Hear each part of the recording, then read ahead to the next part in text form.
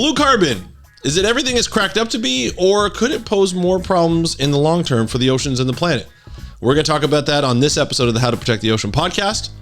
Let's start the show. Hey everybody, welcome back to another exciting episode of How to Protect the Ocean podcast. I am your host, Andrew Lewin, and this is the podcast where you find out what's happening with the ocean, how you can speak up for the ocean, and what you can do to live for a better ocean by taking action. And today's episode is a really interesting one, I find. That's why I like to do these episodes, because I do what is interesting for me. Anyway, we're going to be talking about blue carbon, but in fact, we're going to be talking about some of the effects that could happen when we rely on CO2 being absorbed by plants, especially coastal habitats.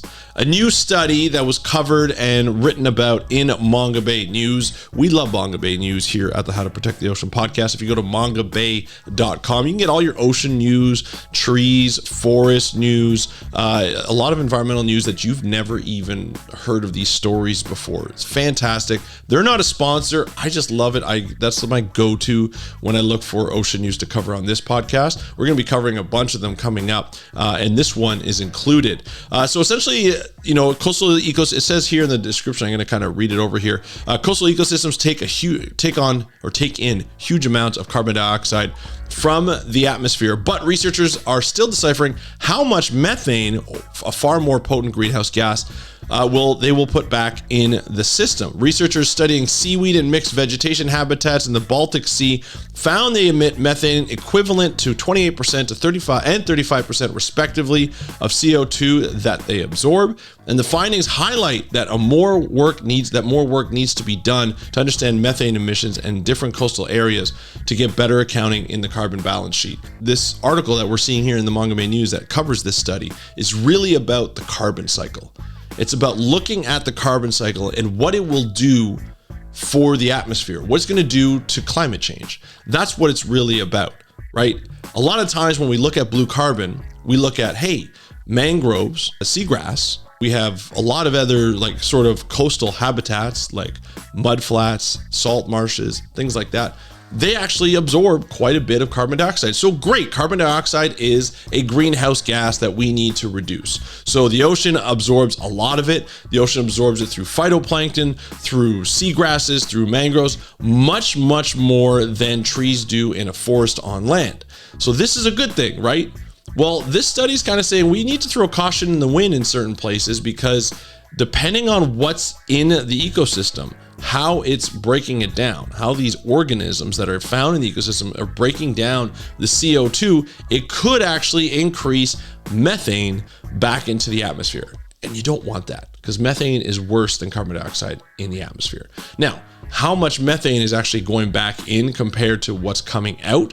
That's a big question. How much CO2 is coming out, right? And we're still going to have to do way, way more research to figure this out. But blue carbon is just blowing up everywhere. In fact, I actually helped produce and put together and edit a podcast called Sea Plan. It's a great podcast that talks about carbon removal systems, especially within the ocean.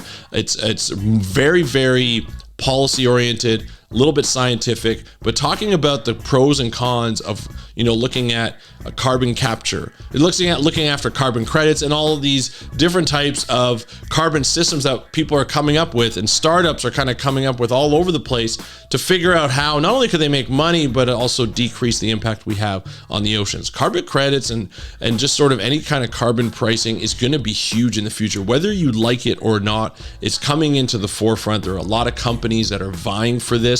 It actually reminds me, I know this sounds weird, it reminds me when Canada was about to start to legalize marijuana. All these companies kind of came in trying to bid for the highest, being the producers, being the suppliers, getting all the stores, all that kind of stuff. And then they had to work within sort of government regulations to find out, will this work? How will the pricing be? How will it be sold? Will it be privatized? Will it be through government vendors and all that kind of stuff? And there was a lot of stuff going on. A lot of people took a lot of risks. Some people made a lot of money, other people not so much, and went maybe bust.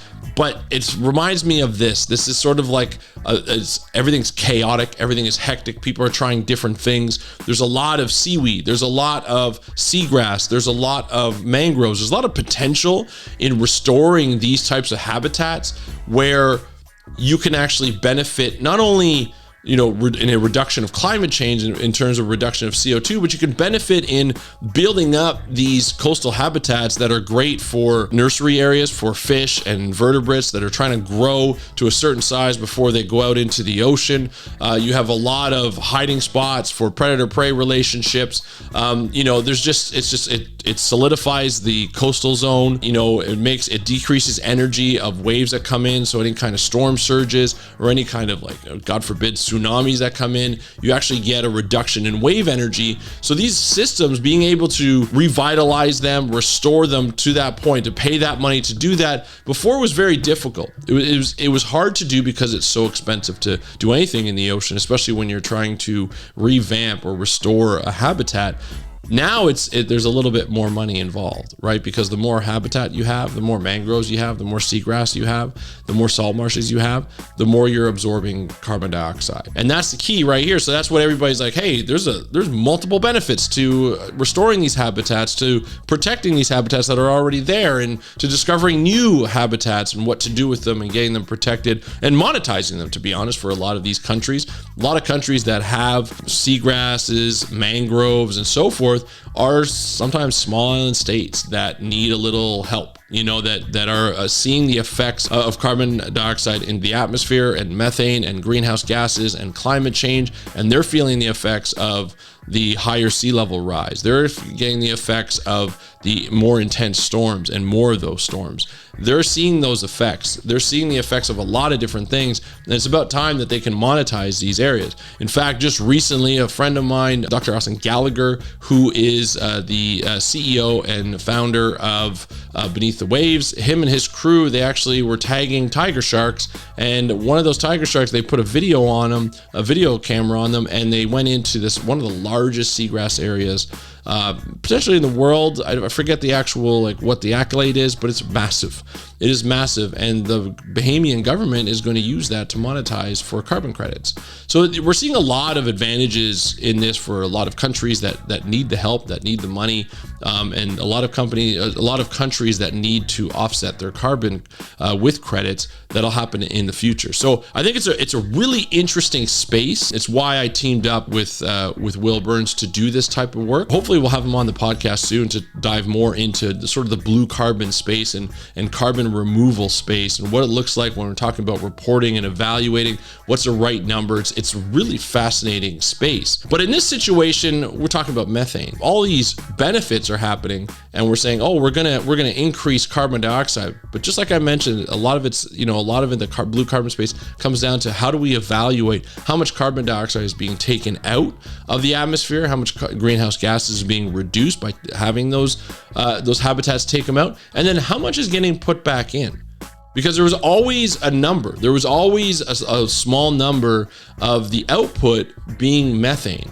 And essentially what happens when carbon dioxide comes in or things get decomposed at the bottom of the ocean, oxygen and carbon dioxide can be taken in to create, sort of through a chemical process, methane as an output. And so when you have methane getting out from the ocean into the atmosphere, you get even worse greenhouse gases. And depending on that amount, that can be a huge problem for the planet, especially if we're going to start scaling this industry, this blue carbon industry. They're talking about sinking different types of vegetation, some algae. They're talking about cultivating and sinking seagrasses and mangroves and so forth. But we don't know what the effects of that sinking is going to have. Right? In this study in particular, they looked at 3 different types of habitats. They looked at, this is all in the Baltic Sea, and they looked at bladder wrack stands, which is like a seagrass, I believe. They looked at mixed vegetation, and they looked at bare sediments. 3 different things. They expected the mixed vegetation and the bare sediments to have a methane output. They didn't expect the bladder rack stands to have an output. And the reason why is because the other 2 have sort of a sandy bottom.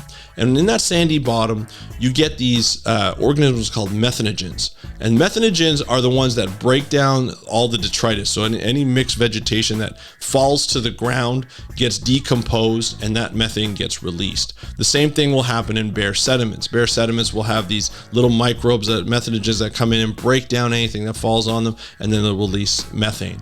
And then now with the bladderwrack, they were pretty surprised because bladderwrack actually is on a lot of rocks. But what they noticed that there's these little pockets between the rocks that had sediment in it. And in that sediment, they had the methanogens, and those methanogens were producing methane. And so they were surprised, although probably not the same level, they were surprised that the methanogens are coming in here. And this is not to say that blue carbon is not going to work. This is to say we need to be careful. We need to evaluate everything that we see and we start to look at for this blue carbon space. And we need to make sure that we don't rush into things, right, too quickly and make things worse just to find out, hey, this, we have this space, it works. With that said, there are a lot of challenges when you start to dive into a new space. It doesn't mean that we can't overcome those challenges. It doesn't mean that we can't take CO2 out and put a little bit of methane in. Maybe if we take enough CO2 out and only put a little bit of methane in, maybe that will offset what we need. The fact of the matter is, and this article kind of goes on in this kind of direction, is we need help. We need to do everything we can. We talked a couple of weeks ago in another podcast with Dr. Andrew Thaler about deep sea mining. And, he was saying the same thing. The mining companies truly believe that we need to get a lot of these minerals out to pump into the EV space to make the batteries, because we need more EVs on the road. It's not just to make money, it's also to save the planet. And he's worked with a lot of the people in there, and he strongly feels that they believe in that. He says there's probably some players that don't really care, they just want to make money in a new space, but a lot of them, a majority of them want to help the planet. And right now, mining the deep sea is a better situation, and we can reduce climate change than not doing anything at all or doing something different. So, although we always caution, be careful what you do in these types of situations when we're going into habitats where we don't really know a lot about. You'd be surprised at how many things we don't know about coastal habitats, especially the carbon cycle. This is where, biogeochemists will come in. This is where a lot of chemistry, a lot of physics will come into play, and we're going to have to study the carbon cycle a lot more than just saying, hey, there's a lot of seagrasses in one area, there's a lot of mangroves in one area, there's a lot of salt marshes in one area. We can use this for carbon credits, and we can put this into play